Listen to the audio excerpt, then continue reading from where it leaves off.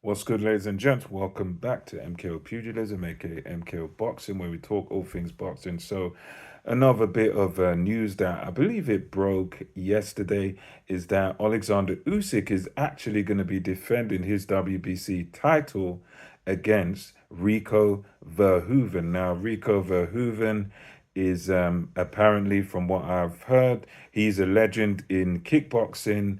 I think he had about 10 losses in kickboxing, but they say in that field, in that sport, that's fine. I think, 66 wins out of 76 fights in total. So he's had 10 losses. His knockout percentage is not that high. It's not a particularly high KO percentage in kickboxing, and his boxing record is 1-0.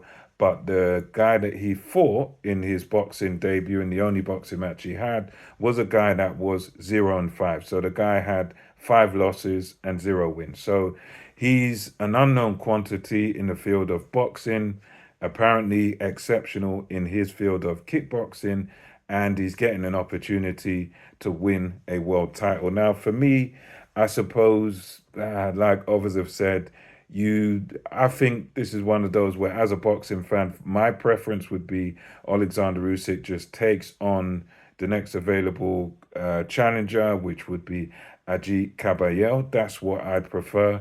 But I suppose it's up to him. You can't force the man's hand. But for me, I think it is kind of absurd and it's insane that this fight is actually being sanctioned for a belt.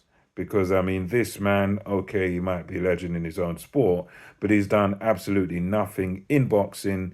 He does not deserve a title shot. You could say they could have this fight as a novelty with no belts on the line. That's fine.